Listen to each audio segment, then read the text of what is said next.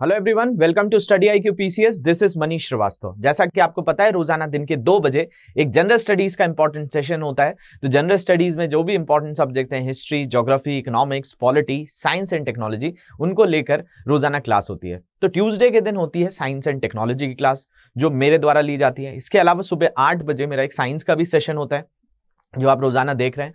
इसके अलावा सैटरडे को एक ज्योग्राफी का भी सेशन मेरे ही द्वारा लिया जाता है, जो जनरल स्टडीज का जो सेशन है 2 बजे वाला, उसी में। तो आज का जो सेशन है वो साइंस एंड टेक्नोलॉजी का। तो साइंस एंड टेक्नोलॉजी में आज एक और इंपॉर्टेंट टॉपिक हम पढ़ेंगे। हम ऑलरेडी आर्टिफिशियल इंटेलिजेंस, रोबोटिक्स को कवर कर चुके हैं। आज एक और इंपॉर्टेंट टॉपिक पर हमारी बात होने वाली है, दैट इज साइबर अटैक। तो साइबर अटैक्स और उससे जुड़ी हुई साइबर सिक्योरिटी, इन पर बहुत अच्छे से बात करेंगे।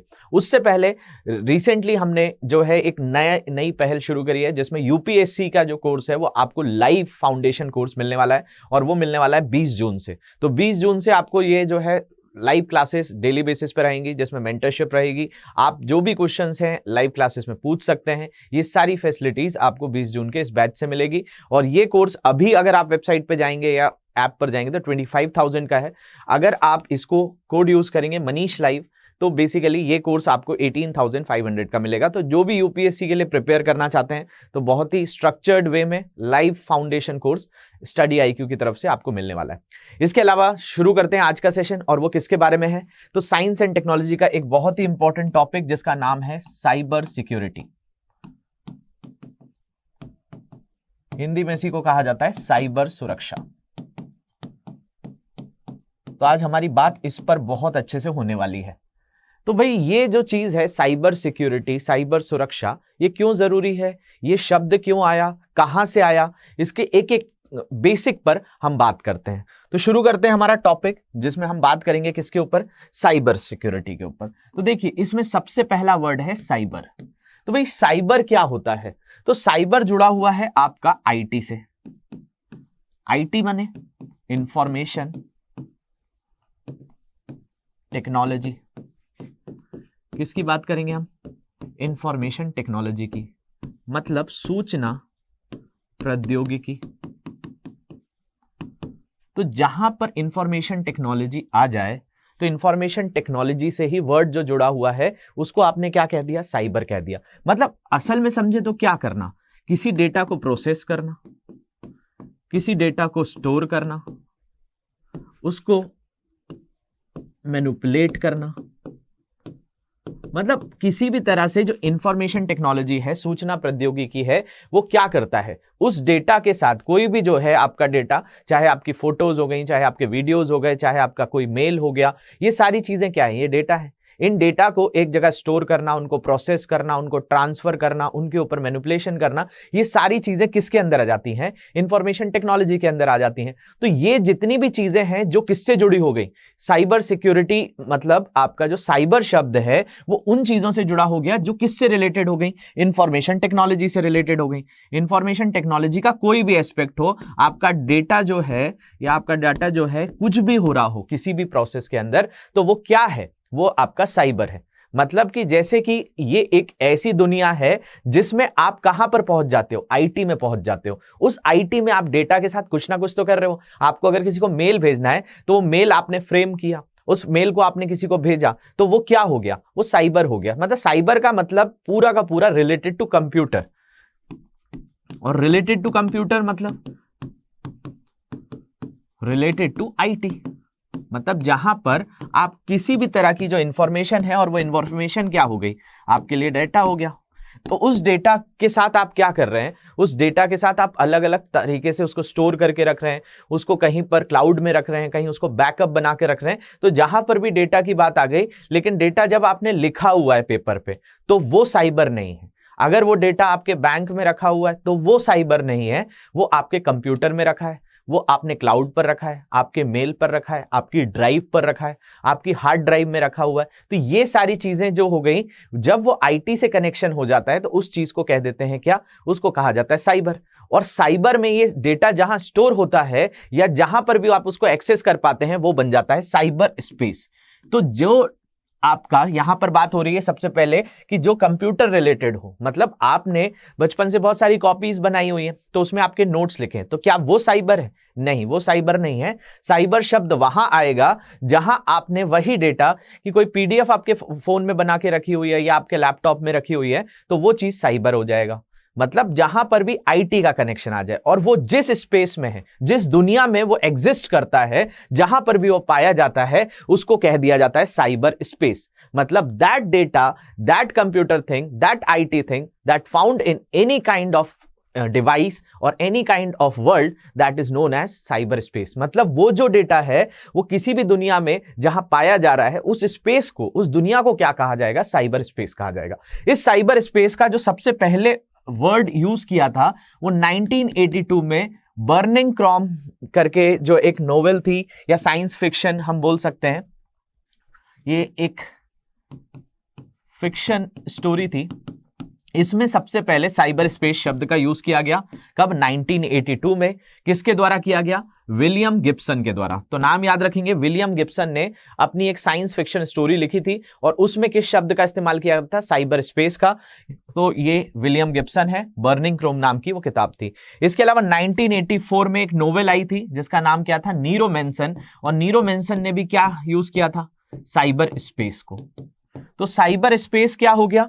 जो डेटा आपका एक कंप्यूटर से दूसरे कंप्यूटर तक जा रहा है और उसके बीच में कोई भी तरह की जो प्रोसेसिंग हो रही है, ये वर्ल्ड के अंदर जितनी भी चीजें आपस में जुड़ी हुई हैं, मान लिया जाए आपने किसी को व्हाट्सएप मैसेज भेजा है, तो वो जो व्हाट्सएप मैसेज है वो जिस वे से, जिस रास्ते से जा रहा है, जिस दुनिया में वो एग्जिस्ट कर रहा है, उसको आप क्या कह देंगे? साइबर स्पेस कह देंगे। तो ये चीज हो गई क्या? आपकी साइबर स्पेस। तो आपने सबसे पहले समझ लिया कि साइबर क्या है। तो cyber is related to information technology या डेटा जो आप क्या ना करें, आप फिजिकली जिसको ना देखें, जिनको आप वर्चुअली सारी चीजें स्टोर करके रखें, मतलब कंप्यूटर से रिलेटेड हो जाए, तो वो साइबर हो गया। और जिस स्पेस में वो पूरा चीजें घूमती रहें, आपका मेल, आप जो YouTube पर वीडियोस देख रहे हैं, ये सारी चीजें क्या है? किस स्पेस में पाई जा रही हैं? साइबर स्पेस में पाई जा रही हैं। तो ये चीज हो गई आपकी साइबर स्पेस। तो जब साइबर होगा, साइबर स्पेस होगा, तो इससे रिलेटेड कुछ ना कुछ तो दिक्कतें होंगी। देखा जाए तो अगर हम आज के वर्ल्ड में बात करें तो लगभग जो इंटरनेट यूजर्स हैं उनका जो इंक्रीमेंट है वो मोर देन 300% हो गया है। अगर 300% से बढ़ रहे हैं, मतलब अगर हम बात करें कि पहले एक यूजर था तो उसी का 300%, 300 यूजर्स बढ़ जाते हैं। मतलब इतना तेजी से लोग इंटरनेट का इस्तेमाल करने लग रहे हैं। जब इंटरनेट का इस्तेमाल करेंगे तो वो अलग अलग चीजों में होगा। अगर हम बात करें, आप इंटरनेट यूज करते हैं तो इंटरनेट के यूज करने के साथ क्या होता है? देखिए, इसी से एक वर्ड आता है साइबर क्राइम, इसको समझते हैं। उससे पहले देखिए, इंटरनेट को आपने यूज किया, तो इंटरनेट को यूज करना मतलब आप साइबर और साइबर स्पेस को यूज कर रहे हैं। आप इंटरनेट के द्वारा क्या यूज करते हैं? आप किसी गार्डन में तो नहीं घूम रहे होते हैं या वहां पे फूल पत्तियां तो नहीं देख रहे होते हैं। बेसिकली साइबर का मतलब कि आप उस वर्चुअल दुनिया में जा रहे हैं, उस वर्चुअल दुनिया में जो है एक दूसरी चीजों से कनेक्ट हो रहे हैं। मतलब जब आप इंटरनेट यूज करते हैं तो क्या करते हैं आप? या तो आप किसी ई कॉमर्स वेबसाइट को यूज कर रहे होंगे, आप शॉपिंग के लिए इसको यूज करते हैं, आप एजुकेशन पर्पस के लिए यूज करते हैं, आप पढ़ाई के लिए इसका इस्तेमाल कर रहे होंगे। इसके अलावा आप social media, social networking sites का इस्तेमाल कर रहे होंगे, आप फेसबुक यूज कर रहे होंगे, आप इंस्टाग्राम चलाते हो, आप टेलीग्राम यूज करते हो, ट्विटर यूज करते हो। तो ये सारी चीजें कहां पर है? तो ये इस साइबर स्पेस में ही है। तो जब आप इंटरनेट को इस तरीके से यूज करेंगे, या फिर आप हेल्थ सर्विसेज के लिए यूज करते हो, या आप फूड सर्विसेज के लिए यूज करते हो, आप जोमैटो का यूज करते हो, आप स्विगी का यूज करते हो, तो ये सारी चीजें किसके थ्रू हो रही हैं? इंटरनेट के थ्रू यूज हो रही हैं। अगर आप कहीं शॉपिंग कर रहे हैं कोई भी वेबसाइट से, तो यहां पर आप क्या कर रहे हैं? अपने डेटा को इनके साथ शेयर कर रहे हैं। बिल्कुल कर रहे होंगे। आप अपना एड्रेस शेयर कर रहे होंगे, आप अपना नाम शेयर कर रहे होंगे, आप अपनी क्रेडिट कार्ड डिटेल्स भी शेयर करते होंगे। अगर आप जो है कैश ऑन डिलीवरी नहीं कर रहे हो, वैसे इंडिया में ही कैश ऑन डिलीवरी जो है वो सबसे ज़्यादा यूज़ किया जाता है। ये भी एक डेटा इसमें मिलता है। तो इंडियन लोगों को जो भी ये वर्ल्ड है इस पे बहुत ज्यादा ट्रस्ट नहीं है, ये भी जो है वेरीफाई किया जाता है। लेकिन लोग तो यूज कर रहे हैं, डे बाय डे जो है लोग बढ़ रहे हैं, इंटरनेट यूजर्स बढ़ रहे हैं, इंटरनेट यूजर्स के साथ साथ जो इन चीजों को यूज करने वाले लोग हैं वो भी तो बढ़ रहे हैं। और इनके बढ़ने से क्या हो रहा है, एक चीज आ रही है कि जो लोग इनसे जुड़े हुए क्राइम करते हैं उनको तो और मौका मिल रहा है। अगर आपने शॉपिंग करी, अपना debit card, credit card, internet banking, UPI, कुछ भी चीज करी, तो बहुत सारे तरीके हैं जिसके कारण ये डेटा जो है ब्रीच हो जाता है, ये डेटा जो है कहीं ना कहीं चोरी हो जाता है, और उस चोरी करके डेटा का आपके ही चीजों का मिसयूज किया जाता है। तो बेसिकली ये सारी कैटेगरीज कहां से आ रही हैं? जब आप इंटरनेट यूज कर रहे हो तो इंटरनेट के बहुत सारे प्रो तो हैं, मतलब इसके बहुत सारे फायदे तो मिल ही रहे हैं आपको, लेकिन इनको यूज करते करते कुछ नुकसान भी मिल रहे हैं। और ये नुकसान किस कैटेगरी में आ जाते हैं? तो साइबर क्राइम में आ जाते हैं। कि इन चीजों को यूज करते हुए कि आपने कोई चीज में शॉपिंग करी, वो शॉपिंग में आपके साथ क्या हुआ, आपके साथ कोई फ्रॉड हो गया, या तो आपने जो शॉपिंग करी थी वो सही वेबसाइट से ही नहीं करी, ऑथेंटिक ही नहीं करी, आपको गलत प्रोडक्ट मिल गया, आपकी कार्ड डिटेल्स चोरी हो गई, आपको जो भी चीजें आनी थी वो आपको डिलीवर दिखा रहा है लेकिन आपके पास वो प्रोडक्ट आया ही नहीं है। तो ये सारी चीजें भी तो खड़ी हो रही हैं। ये तो एक एग्जाम्पल हो गया। इन सारी चीजों से ही जुड़ा हुआ क्या आ जाता है? Cyber crime. मतलब इन चीजों, ये सारी चीजें क्या है? ये सारा डेटा साइबर हो गया। किस में हो गया? तो साइबर स्पेस में हो गया। ये साइबर चीजें साइबर स्पेस में आ गई, और इन साइबर स्पेस के अंदर अगर कोई क्राइम हो गया तो वो क्या होगा? साइबर क्राइम होगा। बेसिकली किसी के घर में चोरी हुई तो वो चोरी होना क्या कहलाएगा? वो क्या साइबर क्राइम है? नहीं, वो नॉर्मल क्राइम है। लेकिन आप साइबर वर्ल्ड में जब जाते हो, साइबर मतलब डेटा से रिलेटेड, उस स्पेस के अंदर आपके साथ कोई क्राइम हो जाए तो उसको कहा जाता है साइबर क्राइम। तो जब साइबर क्राइम आया तो फिर हमें किसकी जरूरत हुई? साइबर सिक्योरिटीज की। तो हम जो है बढ़े फिर किसकी ओर? साइबर सिक्योरिटी की ओर। तो साइबर सिक्योरिटी जो है ये बहुत ही इंपॉर्टेंट चीज है, क्योंकि जब साइबर होगा तो साइबर स्पेस की बात होगी, और जब स्पेस होगा तो उस स्पेस को कोई ना कोई तो अनऑथराइज्ड वे में यूज करेगा, तो वहां पर क्राइम की बात होगी। और इस क्राइम से बचाने के लिए क्या होना चाहिए? हमारे पास सिक्योरिटी होनी चाहिए। तो ये जो चीज है इससे ही जुड़ा हुआ पूरा टॉपिक है। तो साइबर सिक्योरिटी का यूज हमारे लिए क्यों जरूरी हो रहा है? क्योंकि हमारी धीरे धीरे डिपेंडेंसी साइबर स्पेस पर बढ़ रही है। पहले आपने देखा था लोग ऑनलाइन शॉपिंग करना इतना प्रेफर नहीं करते थे, लेकिन आज धीरे धीरे लोगों का ट्रेंड इसकी तरफ जा रहा है। टाइम सेविंग है, 24/7 है। अगर आप किसी दुकानदार के पास जाएं, उससे 15-20 मिनट तक कई प्रोडक्ट्स मांगते रहें, तो वो क्या होता है? वो थोड़ा सा जो है परेशान हो जाता है, बहुत ज्यादा जो है उसको ऐसा लगता है इनको तो खरीदना नहीं है, ये तो मेरा टाइम वेस्ट कर रहे हैं। लेकिन इंटरनेट पर आप शॉपिंग वेबसाइट पर दिन भर देखते रहिए, रात भर देखते रहिए, अगले दिन भी देखिए, उसको कोई दिक्कत नहीं है, वो आपको बार बार प्रोडक्ट दिखाता रहेगा। तो कुछ फायदे भी हैं जिनको यूज किया जा रहा है, तो इसके कारण डे बाय डे इनकी तरफ जो है लोग बढ़ रहे हैं। जैसे कि अगर हम बात करें ऑनलाइन एजुकेशन की तरफ, तो ऑनलाइन एजुकेशन में भी धीरे धीरे डे बाय डे चीजें आ रही हैं। लेकिन साथ साथ जितनी भी चीजें हैं, चाहे सोशल मीडिया नेटवर्किंग हो, हेल्थ फैसिलिटीज हो, फूड सर्विसेज हो, लेकिन इनके साथ हमारे डेटा की सुरक्षा के ऊपर भी तो पूरा जो है सवालिया निशान खड़ा होता है। तो उस सवालिया निशान के लिए जो एक चीज है वो है साइबर सिक्योरिटी। तो साइबर सिक्योरिटी के क्या पैमाने होते हैं, किस तरीके से चीज जरूरी है, उस पर भी थोड़ी सी बात करेंगे।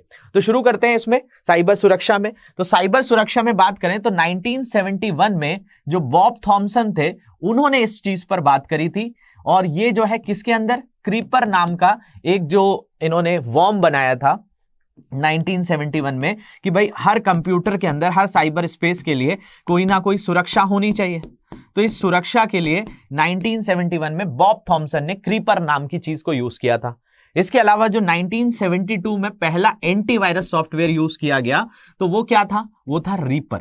तो रीपर नाम का पहला जो है हमने क्या यूज किया है? तो पहला हमने जो है साइबर एंटीवायरस सॉफ्टवेयर यूज किया है। अब जैसे कि किसी कंप्यूटर पे वायरस अटैक होना, तो ये भी तो एक साइबर क्राइम है। अगर किसी तरह की फिशिंग हो रही है, किसी तरह का मालवेयर अटैक हो रहा है, कोई रैंसमवेयर हो रहा है, कोई DOS हो रहा है, तो ये सारी चीजें किसके अंदर आ जाती हैं? साइबर अटैक्स के अंदर आ जाती हैं। उन साइबर सिक्योरिटी के लिए आपको उस तरीके से एक चीज बनानी होती है। जैसे कि इसको समझने के लिए क्या है, जैसे आपने घर बनाया तो उस घर में कोई भी आसानी से घुस जाएगा तो उस घर में चोरी हो सकती है। लेकिन अगर आप घर की सिक्योरिटी को बढ़ाएं, वहां पर जो गेट्स हैं उनको प्रॉपर करवाएं, जो बाउंड्री वॉल्स हैं उनकी हाइट अच्छी होनी चाहिए, इसके अलावा कोई भी आसानी से उनको एक्सेस ना कर पाए, तो ये बोला जाएगा कि आपका घर सुरक्षित है। वैसे ही साइबर की दुनिया में अगर कोई भी चीज आपके सिस्टम में कोई भी आसानी से एंटर कर जाए, आप जिस वेबसाइट को यूज कर रहे हो उसका एक्सेस कोई दूसरा भी ले जाए, आपने किसी को व्हाट्सएप मैसेज किया उसको पूरी दुनिया पढ़ ले, तो वो थोड़ी होगा साइबर जो है सिक्योरिटी। वो तो आपके क्या है कि आपका पूरा का पूरा साइबर स्पेस को हैम्पर किया जा रहा है, आपकी सारी इंफॉर्मेशन, क्रूशियल इंफॉर्मेशन पब्लिक हो रही है। तो उस जगह के लिए जो है हमारे लिए क्या जरूरी हो जाती है, साइबर सिक्योरिटी जरूरी हो जाती है। अब इसी के कुछ पैमाने हैं, उस पर बात करते हैं। तो देखा जाए तो भाई जो साइबर सिक्योरिटी के 3 गोल्स हैं जिनको ट्रायड्स कहा जाता है।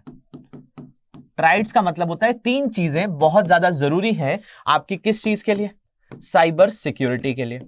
जब भी आप साइबर सुरक्षा की बात करेंगे तो इन 3 पैमानों पर बात होगी, इन 3 बेसिस पर बात होगी, जिसको ट्राइड्स कहा जाता है या साइबर ट्राइड्स भी कहा जाता है। ट्राइड्स मतलब 3 का जोड़ा जो होता है, मतलब ट्राइड्स मतलब जैसे आप पढ़ेंगे आगे तो ट्राइड्स आपको बहुत सारी जगह पे मिलते हैं, जैसे कि कोडोन्स में भी यूज किया जाता है ट्राइड्स वर्ड को। इसके अलावा आप केमिस्ट्री पढ़ेंगे तो वहां पर भी ट्राइड रूल आता है। तो ऐसे ये ट्राइड कौन कौन से हैं, तो इसमें सबसे पहला ट्राइड जो है इसको कहा जाता है कॉन्फिडेंशियलिटी। तो कोई भी चीज आपकी कॉन्फिडेंट है कि नहीं है, मतलब वो गोपनीय है कि नहीं, ये सबसे पहली चीज है किसके अंदर, साइबर सिक्योरिटी के अंदर।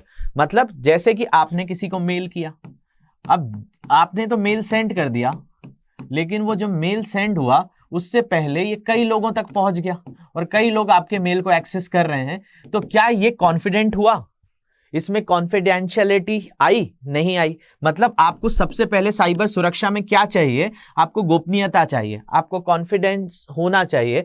तो उसके लिए क्या होना चाहिए, ये आपका मैसेज सिर्फ जिसको आपने भेजा है, ये मेल किया है, जिसके लिए आपने एक वर्ड सुना होगा इनक्रिप्शन, इनक्रिप्टेड। तो हम इसके भी पैमाने देखेंगे कि इसके अंदर क्या क्या आता है। लेकिन जो भी आपका ट्राइड है साइबर सिक्योरिटी, उसमें सबसे पहली चीज क्या होनी चाहिए कि आपका जो भी डेटा है वो गोपनीय होना चाहिए, कॉन्फिडेंट होना चाहिए कि आपने जिसको भेजा है उसी तक पहुंचे, उसके बीच में कोई भी उस यूजर को जो है एक्सेस ना करे। दूसरा जो है इसके अंदर आ जाता है इंटीग्रिटी। इंटीग्रिटी को हिंदी में कहा जाता है अखंडता। मतलब आपने कोई जो है डेटा भेजा किसी को, अब उस डेटा के साथ हो गई छेड़छाड़, मतलब उसके साथ बदलाव हो गया। आपने किसी को बोला कि भाई आपको इस चीज के लिए 10,000 रुपए का पेमेंट करना है, लेकिन इसमें किसी ने मैनिपुलेशन करके इसको 1 लाख रुपए कर दिया, तो ये चीज क्या हो गई, ये सिक्योरिटी ब्रीच हो गई। तो ये साइबर सिक्योरिटी का गोल यही है कि भाई जिस यूजर से जिस यूजर पर बात जा रही है, वहां पर एंड यूजर के बीच में किसी भी तरह से कोई डेटा को मैनिपुलेट ना कर ले। उस डेटा को मैनिपुलेट कर लिया जाएगा तो दिक्कत होगी। तो बेसिकली सेकेंड जो गोल है वो है इंटीग्रिटी, जिसको अखंडता कहा जाता है। और तीसरी चीज होती है उपलब्धता। उपलब्धता का मतलब अवेलेबिलिटी। अवेलेबिलिटी का मतलब जैसे कि आपने क्या किया, कोई भी चीज खोली, जैसे आपने मेल खोला, तो आपके मेल को खोलने के लिए आपको यूजर आईडी भी चाहिए और आपका पासवर्ड भी चाहिए। आपका जो भी डेटा है वो आप ही एक्सेस कर सकते हैं, कोई दूसरा नहीं करेगा। आपको जो भी चीज किसी को भेजनी है वो आप ही के द्वारा चूज की जाएगी, किसी सामने वाले के द्वारा नहीं की जाएगी। तो उसके लिए हर चीज में, आप फेसबुक चलाते हो चाहे इंस्टाग्राम चलाते हो, सब जगह आपकी अवेलेबिलिटी होने के लिए, मतलब आप ऑथराइज्ड यूजर हैं कि नहीं, वो होना भी बहुत जरूरी है। और उसी के लिए आपने देखा होगा कभी आप मेल खोलते हैं तो इसमें 2 वे सिक्योरिटी सिस्टम होता है। कई बार आप जो है आईडी पासवर्ड डालने के बाद भी आपके मोबाइल पर मैसेज आता है, उसके बाद जो है 2 वे सिक्योरिटी जो रखी जाती है, उसी चीज को अवेलेबिलिटी या उपलब्धता कहा जाता है। और ये किस चीज को बताती है कि ऑथेंटिक यूजर इसको यूज कर रहा है। ऐसा नहीं है कि कोई भी इसको यूज कर सके, तो अधिकृत जो उपयोग करता है उसकी बात की जाती है अवेलेबिलिटी में। तो ये 3 ट्राइड्स देख लिए कौन कौन से। तो सबसे पहले कॉन्फिडेंशियलिटी, दूसरा इंटीग्रिटी, तीसरा अवेलेबिलिटी। तो ये आपको समझ में आया होगा, इसको कहा जाता है CIA ट्राइड। CIA ट्राइड का मतलब इसमें C फॉर कॉन्फिडेंशियलिटी, I का मतलब इंटीग्रिटी और A का मतलब अवेलेबिलिटी। ये 3 चीजें हो जाती हैं, इन्हीं को ट्राइड कह दिया जाता है, क्योंकि ये 3 का पूरा ग्रुप है। इसके अलावा जो है अगर हम बात करें तो इन तीनों में मैंने आपको थोड़ी थोड़ी चीजें बताई हैं, उसके बारे में अब जो है बात करते हैं। जैसे कॉन्फिडेंशियलिटी की बात करें, जिसको हिंदी में क्या कहा जाता है, गोपनीयता कहा जाता है। इसके अंदर क्या क्या चीजें आ जाती हैं, तो इसके अंदर जैसे यहाँ दिख रहा होगा आपको डेटा लीकेज। या authorised copy of sensitive data, मतलब डेटा अगर लीक हो रहा है, आपकी इंफॉर्मेशन किसी दूसरे की तरफ जा रही है, तो फिर कैसे हुआ गोपनीयता, कैसे हुआ वो कॉन्फिडेंट। तो इसके लिए जरूरी है कि भाई साइबर सिक्योरिटी में इस चीज को चेक किया जाए कि भाई वो डेटा कहीं पर भी ब्रीच ना हो, कहीं पर भी लीक ना हो। दूसरी बात करें, क्रैकिंग इनक्रिप्टिंग डेटा, मतलब इनक्रिप्टेड डेटा, मतलब कि जैसे कि आपने किसी को फाइल भेजी, जैसे आपने कई बार देखा होगा, आपको कई तरह के मेल्स आते हैं तो उस पर लिखा होता है पासवर्ड प्रोटेक्टेड। जब आप वो पीडीएफ खोलेंगे तो आपको पासवर्ड डालना पड़ेगा, लेकिन वो पासवर्ड प्रोटेक्टेड नहीं होगा तो कोई भी उसको यूज कर लेगा। तो ये जो है कॉन्फिडेंशियलिटी में एक जो हमारे एस्पेक्ट्स हो जाते हैं वो क्रैकिंग इनक्रिप्टेड डेटा होता है।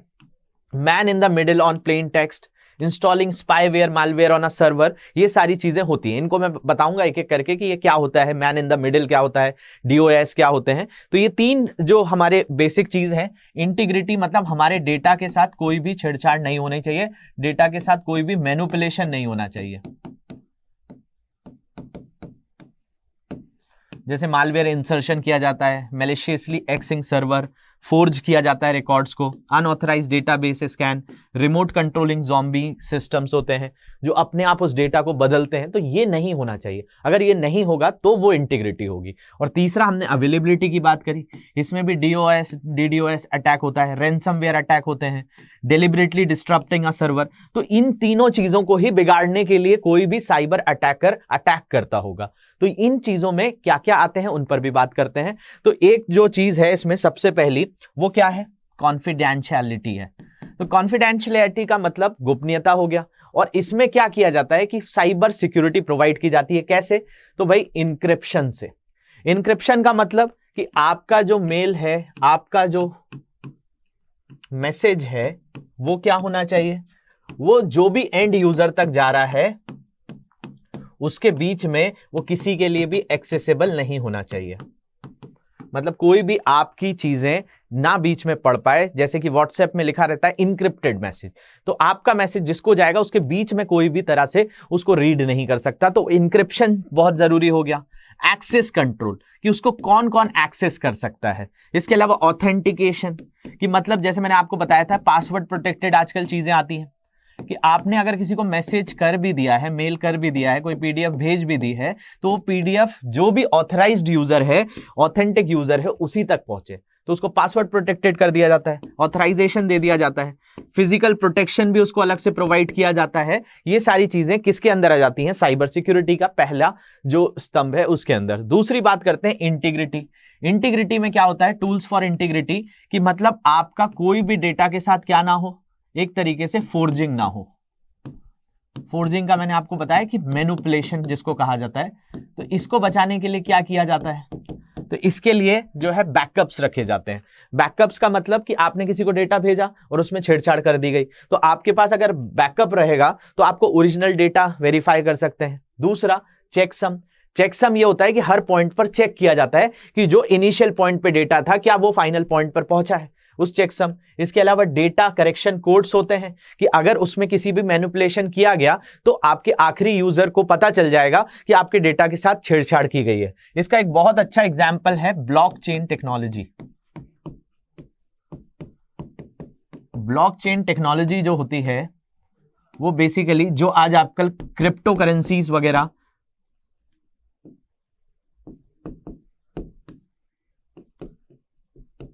क्रिप्टो करेंसीज सुनते हैं, जिसमें क्रिप्टो करेंसीज में क्या आप जैसे बिटकॉइन आपने सुना होगा, बहुत फेमस है, डॉग कॉइन,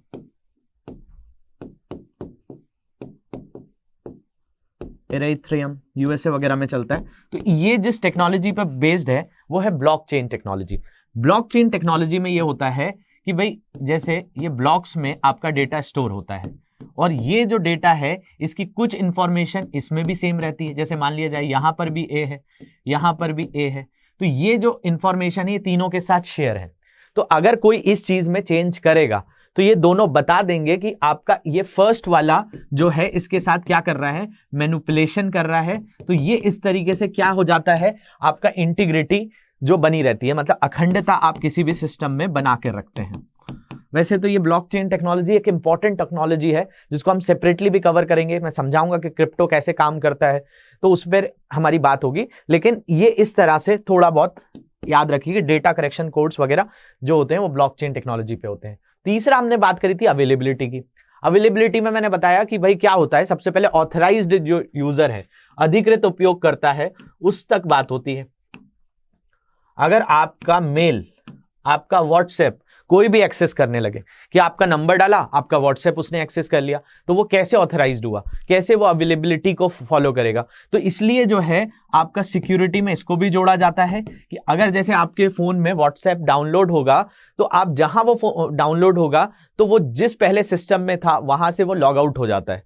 तो ये चीज क्या है कि ऑथराइज्ड यूजर ही उसको यूज करे, अधिकृत उपयोगकर्ता ही यूज करे। ये भी साइबर सिक्योरिटी की चीज है। इसलिए आप कोई मेल लॉगिन करते हैं तो उसका एक लॉगिन पासवर्ड होता है कि जो भी डेटा जा रहा है किसी के थ्रू, अगर वो मैनिपुलेट भी होगा तो वो जो है उसका एक कोई ऑथराइज्ड यूजर होना चाहिए कि अगर आपने किसी चीज को भेजा है तो आप ऑथेंटिक हो कि नहीं हो। तो साइबर सिक्योरिटी में ये 3 ट्राइड्स चलते हैं। सबसे पहला confidentiality, second integrity, third availability, उपयोगकर्ता, गोपनीयता और अखंडता। ये 3 चीजें जरूरी होती हैं साइबर सिक्योरिटी में। इसके अलावा इसके अंदर और क्या चीजें होती हैं, तो साइबर क्राइम्स और उसके टाइप्स देख लेते हैं कि कौन कौन से साइबर क्राइम होते हैं। तो देखा जाए तो साइबर क्राइम्स में देखा जाएगा तो आपको ये 4 चीजें मिलेंगी: cyber espionage, cyber attacks, cyber terrorism और साइबर वॉर। ये बहुत ही ज्यादा इंपॉर्टेंट चीजें हैं, इनको हम जो है बहुत अच्छे से समझेंगे। एक एक चीज पर बहुत सारी बात है कि वर्ल्ड में कौन कौन से फेमस अटैक्स हुए हैं, अभी हम इस पर ही थोड़ी सी बात करते हैं। तो साइबर एस्पोनेज का मतलब जासूसी, कि आपके सिस्टम के अंदर कोई वायरस भेजा गया है और आप कोई टेंडर भर रहे हैं, आप टेंडर का अमाउंट कितना डाल रहे हैं, ये इंफॉर्मेशन कोई आपसे निकाल ले। तो ये क्या तरीके की जासूसी, आप कौन कौन सी वेबसाइट को विजिट करते हैं, आपका किस चीज पर समय ज्यादा बीतता है, ऐसा कोई भी चीज होने लगे तो उसको क्या हो गया, वो जासूसी हो गई, एस्पोनेज हो गया। दूसरा होता है साइबर अटैक, कि आपके सिस्टम पर ही अटैक कर दिया जाए, डेटा को मैनिपुलेट कर दिया जाए, तो ये भी एक साइबर क्राइम है। साइबर टेररिज्म, इस तरह के डेटा दिखाए जाएं, जैसे ISIS की जो वेबसाइट्स हैं वो इंडिया में बैन है, जो कई तरह के लोगों को इस तरीके से बदलाती है, मतलब बरगलाती है कि वो जो है उनके अंदर टेररिज्म को ज्वाइन करने की भावना आ जाती है कि किसी दंगे की कोई फोटोज होंगी वो अपनी वेबसाइट्स पे डाल देंगे, कई तरह का लिटरेचर डाल देंगे कि इस तरीके से इस धर्म के खिलाफ इस तरीके की चीजें हुई हैं। तो वो क्या होता है, साइबर के थ्रू टेररिज्म को फैलाया जाता है, तो वो भी एक तरीके का क्राइम है। इसके अलावा साइबर वॉर, कि एक कंट्री, यहां पर 2 कंट्रियां जो है इन्वॉल्व हो जाती हैं, जैसे कि भाई इंडिया का एक प्लांट था जिसका नाम था कुंडलकुलम। ये कुंडलकुलम न्यूक्लियर पावर प्लांट है। इस न्यूक्लियर पावर प्लांट पर चाइनीज अटैक हुआ था, मतलब चाइना के थ्रू एक साइबर अटैक करवाया गया था। तो ये किसके अंदर आ जाएगा, साइबर वॉरफेयर, मतलब इसमें 2 देश इन्वॉल्व हो जाते हैं, किसी एक जगह की बात नहीं होती है। तो ये जो है इस तरह की चीजें आ जाती हैं आपके साइबर क्राइम्स में। इसके कुछ टाइप्स भी देखते हैं। तो भाई ये क्या होता है, एक वेब बेस्ड अटैक होता है। वेब बेस्ड अटैक का मतलब इस नेटवर्क में, मतलब जिस साइबर स्पेस में आप इस्तेमाल कर रहे हैं वहां पे हो जाएगा, या फिर आपका सिस्टम बेस्ड अटैक होगा कि आप कोई भी कंप्यूटर लैपटॉप यूज कर रहे हैं, उस पर्टिकुलर चीज पर जब अटैक हो जाए तो वो सिस्टम बेस्ड अटैक है। और वेब बेस्ड अटैक मतलब कि आपकी इंफॉर्मेशन, आप उस पूरी जो साइबर स्पेस से जुड़े हुए हैं उस पर अटैक हो जाए। तो इसमें कुछ कुछ देख लेते हैं कि कौन कौन सी चीजें आ जाती हैं, जैसे रैंसमवेयर, कि आपके सिस्टम को हैक कर लिया जाएगा और उस हैक करने के बाद हैकर्स आपसे रिश्वत फिरौती मांगेंगे कि हम आपके इस डेटा को, जैसे आपने देखा होगा कई यूट्यूब चैनल्स को हैक कर लिया जाता है, उन हैक करने के बाद जो हैकर्स होते हैं वो पैसा डिमांड करते हैं कि हम आपके वीडियोस को तभी लाइव करेंगे या उनको ओपन करेंगे जब आप हमें इतनी रिश्वत दे दीजिए। अब देखा जाए तो मान लिया जाए कि आप मिंत्रा यूज कर रहे हैं, अब मिंत्रा की किसी ने जो है वेबसाइट हैक कर ली। अब हैक करने पर यह है कि वो उसको वापस से छुड़वा सकते हैं, उसको ठीक करा सकते हैं, उनकी टीम जो है उसको कर लेगी। लेकिन मान लिया जाए कि वो 3 दिन तक वेबसाइट लाइव नहीं हुई तो उनको करोड़ों रुपए का नुकसान हो जाएगा, क्योंकि उनका दिन का जो बिजनेस है वो कहीं ना कहीं इफेक्ट हो रहा है। तो उसको इफेक्ट ना होने के लिए वो क्या करेंगे, वो कुछ रिश्वत दे देंगे कि भाई हमें 3 करोड़ का बिजनेस मिलता है, तो मान लिया जाए ये 50 लाख मांग रहे हैं तो दे दिया जाए। तो इस तरीके से हैकर्स भी अटैक करते हैं। इसके अलावा मालवेयर होता है, कई तरह के जो ऐसे मैलिशियस चीजें होती हैं वायरस टाइप की, उनको एंटर करा दिया जाता है। एक होता है फिशिंग। आपको ऐसे मैसेजेस आएंगे कि आपको जो है कोको कोला की तरफ से करोड़ों रुपए मिलने वाले हैं, आपकी लॉटरी खुली हुई है, तो इससे लोग उन पे एंटर करते हैं, डेटा वगैरह डालते हैं, उससे भी ऑथराइज कर लिया जाता है। इसके अलावा ये एसक्यूएल इंजेक्शन, ये बहुत ही इंपॉर्टेंट है, यहां से क्वेश्चन बना जा सकता है। एसक्यूएल आजकल बहुत ज्यादा यूज होती है, कोई भी अगर सॉफ्टवेयर फील्ड से है तो एसक्यूएल को बहुत ज्यादा यूज किया जाता है। काफी जो है लैंग्वेज बोला जाता है, इसको स्ट्रक्चर्ड क्यूरी लैंग्वेज कहा जाता है। जैसे कि आप सी पढ़ते हैं, C++ पढ़ते हैं, जावा पढ़ते हैं, ऐसे ही ये भी एक लैंग्वेज है जिसको एसक्यूएल कहा जाता है। एसक्यूएल में क्या होता है कि जैसे कि आप फेसबुक चला रहे हैं, तो फेसबुक पे जाने पर आपने जो भी वहां पे फोटोज अपलोड करी, आपने जिसको भी मैसेज किए, वो एक जगह पे स्टोर रहते हैं। तो वो स्टोर्ड किस फॉर्म में होता है? एसक्यूएल के फॉर्म में होता है, स्ट्रक्चर्ड क्यूरी लैंग्वेज के फॉर्म में होता है। अब उसके अंदर कोई भी तरह का, जैसे एसक्यूएल इंजेक्शन होता है कि उसके अंदर कोई भी तरह का जो है इंजेक्ट कर दिया जाता है मैलिशियस थिंग, उसके साथ छेड़छाड़ कर दी जाती है, तो फिर आप उसको एक्सेस नहीं कर पाएंगे। तो ये भी एक तरह का अटैक होता है। इसके अलावा होता है DOS एंड DDoS अटैक, जिसको डिनियल ऑफ सर्विस कहा जाता है, जो मैंने अभी आपको बताया। कई बार आपने देखा होगा कि आप किसी की वेबसाइट पर जाते हैं, वहां पर एरर शो करता है, तो वो DOS अटैक या डिस्ट्रीब्यूटेड DOS होता है, जो कि किसी भी वेबसाइट्स को डिस्टर्ब कर देता है और साथ साथ उसके यूजर्स को, जो भी उस टाइम पर जो उसका बिजनेस है, उसको इफेक्ट करता है। इसके अलावा क्या होता है? तो सोशल इंजीनियरिंग होती है। सोशल इंजीनियरिंग का मतलब कि आपने कई बार देखा होगा कि ऐसे मैसेजेस आते हैं कि आपने कई दिनों से पासवर्ड चेंज नहीं किया है, तो ये पासवर्ड चेंज कर लीजिए। तो ऐसा दिखाया जाएगा कि भाई आपके लिए कंपनी बहुत ज्यादा अवेयर है, और उसको करते करते आप जब वो चीजें करेंगे तो आपको वैसे ही हूबहू वेबसाइट की कॉपीज बना दी जाती हैं, और उनमें आप जब पासवर्ड डालेंगे तो आपकी जो ओरिजिनल पासवर्ड था वो आपको पहले ओल्ड पासवर्ड मांगेगा। तो आप जब अपने ओरिजिनली उसमें तो देखेगा आपने चेंज कर दिया, लेकिन उनके पास आपके यूजर पासवर्ड चले जाएंगे और वो आपके डेटा को एक्सेस कर लेंगे। इसके अलावा क्रॉस साइट इंक्रिप्शन, इसको एक्सेस अटैक कहा जाता है, जिसमें क्रॉस साइट कर दी जाती है कि मतलब आप खोल रहे हैं कोई साइट और उसी का डुप्लीकेट साइट दूसरी जगह बनाकर आप वहां पे लैंड कर जाएं।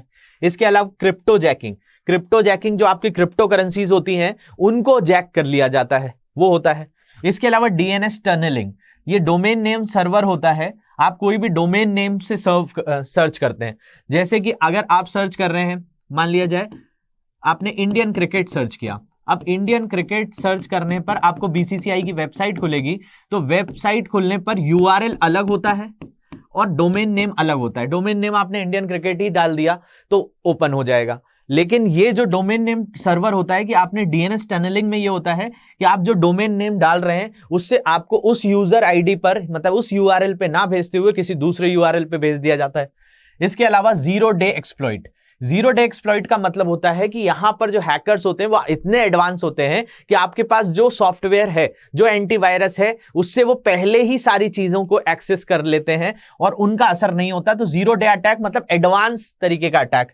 इसके अलावा मैन इन द मिडिल जो होता है, मैन इन द मिडिल मतलब जैसे कि हमने इंटीग्रिटी की बात करी थी, तो इंटीग्रिटी क्या करता है कि आपके डेटा को प्रोटेक्ट करना है, किसी भी तरह से बीच में उसके साथ कोई छेड़छाड़ ना हो। तो मैन इन द मिडिल यही करता है कि आपकी कोई इंफॉर्मेशन आई, उसके साथ कोई ना कोई चेंजेस कर दिए, तो मैन इन द मिडिल हो गया। तो ये कुछ जो है आपके टाइप्स ऑफ साइबर अटैक्स हैं। वर्ल्ड के बहुत सारे फेमस अटैक्स हुए हैं, इन पर भी बहुत सारी बात करनी है। तो आज हमने जस्ट साइबर जो अटैक्स होते हैं, साइबर क्राइम क्या होता है, साइबर क्या होता है, साइबर स्पेस क्या होता है और साइबर सिक्योरिटी क्या होती है, उस पर बात करिए। तो ये जो है कुछ चीजें मैंने आपको बताई, फिशिंग वगैरह, जैसे मैंने फिशिंग बताया कि कई तरह के आपको ऐसे लालच दिया जाएगा, जैसे फार्मेसी में स्पीयर अटैक, वेल फिशिंग, ये होता है। एसक्यूएल इंजेक्शन थ्रेट, इस पर बात कर ली हमने। Cross site scripting, AI powered attacks होते हैं, कई बॉट्स लगा दिए जाते हैं, कई जो है इसके अंदर ऐसे आपके ब्रूट फोर्स वगैरह भी होते हैं जो एक एक सेकंड में 1,000 पासवर्ड्स जो है कॉम्बिनेशंस बनाते हैं कि आपके पासवर्ड्स को ब्रेक कर लिया जाए।